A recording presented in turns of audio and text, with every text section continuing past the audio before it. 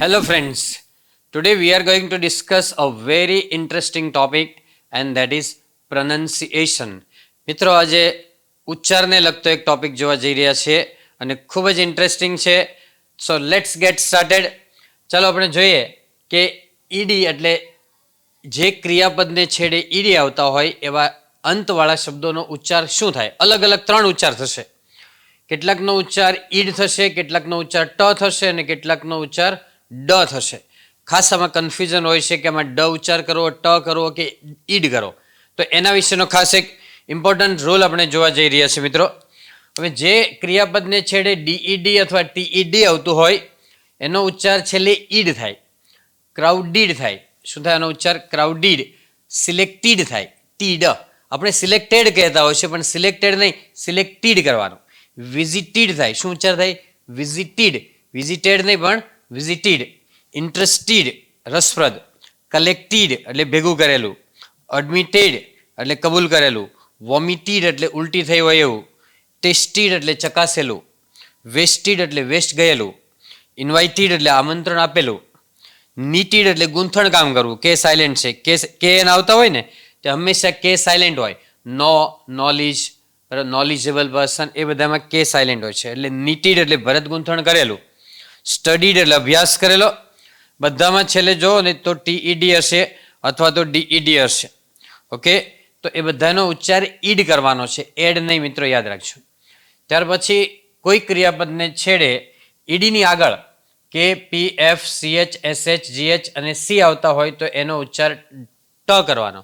લાગેલો છે ઈડી પ્રત્યય પણ એ ઈડીની આગળના અક્ષર આમાંથી કોઈ પણ એક હોય તો એનો ઉચ્ચાર ટ કરવાનો છે.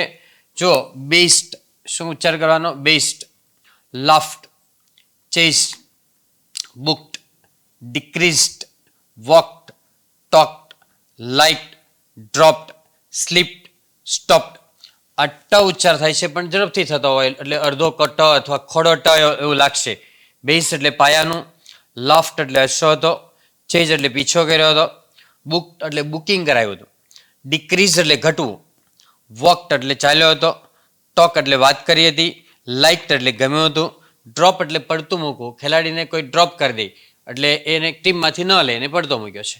કેટલાક કેચ પડતો મૂકી દે તો હી ડ્રોપ ધ કેચ એમ કહેવાય. સ્લીપ એટલે લપસી જવું. સ્લીપ એટલે શું હોય તો એમાં SLEEP આવે. અહીંયા સ્લીપ એટલે લપસી જવું, ગાડી સ્લીપ થઈ જાય. સ્ટોપ એટલે અટકવું. સ્ટોપ્ડ બોલાય. શું બોલાય? આ બધાનો ઉચ્ચાર અહીંયા ટ કરવાનો છે. અહીંયા આપણે ઈડી કરતા હતા એમાં ટ કરવાનો છે. બાકીના બધા જે ક્રિયાપદના ઈડી લાગેલા હોય એને તમારે ડ ઉચ્ચાર કરવાનો છે. આ સિવાયના, આ 2 નિયમ સિવાયના બધામાં ડ. એમાં શબ્દો અક્ષર ઘણા બધા છે પણ એ યાદ ના રાખો તો ચાલે. આ 2 નિયમ સિવાયના ઈડીવાળા બધા જને ડ ઉચ્ચાર કરવાનો છે. બરાબર? એમાં શબ્દો ખાલી જોઈ લો એકવાર કે એલ છે, એન છે, આર, બી, જી, એમ, ઝેડ, એસ, વી, ડબલ્યુ, વાય એના પછી ઈડી આવતો હોય. બરાબર? અથવા તો ઈડી પહેલાંનો શબ્દ આ હોય તો એમાં ડ ઉચ્ચાર કરવાનો છે અને એ પણ ઘણામાં ઝડપથી થશે. પ્લેડ, ચેન્જ, પાવર્ડ, બોરોડ એટલે ઉછીનું લીધેલું. બોરોડ એટલે ઉછીનું લેવું. લેન્ડ એટલે ઉછીનું આપવું. ફિલ્ડ એટલે ભરેલું. રિપેર્ડ, લીવડ, રિયડ એટલે ઉછેર કરો. શું થાય? રિયડ એટલે ઉછેર કરો, પેસિવ વોઇસમાં વપરાય. એમ કેવું હોય કે મારો ઉછેર મારા અંકલ દ્વારા કરવામાં આવ્યો હતો. તો I was reared by my uncle. Reared એટલે ઉછેર કરો, એને બ્રિંગઅપ કહેવાય.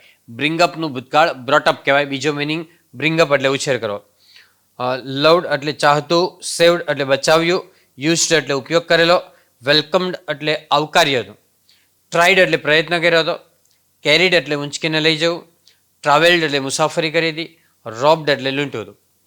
આ બધા જ શબ્દોને છેડે બરાબર આનો ઉચ્ચાર ડ કરવાનો છે. ઈડીવાળા છે અને ડની આગળ આ બધા અક્ષર આવતા હોય ઈડીની આગળ એટલે એનો ઉચ્ચાર ડ કરવાનો છે. Okay friends, so that's all. Happy learning, happy sharing. મિત્રો વિડીયો ગમે તો લાઇક કરો, શેર કરો, ચેનલને સબસ્ક્રાઈબ કરો અને જે પ્રકારના ટોપિકમાં ઇન્ટરેસ્ટ હોય એ કોમેન્ટમાં લખીને જણાવો એટલે આપણે એ પ્રકારના વિડીયો બનાવીએ.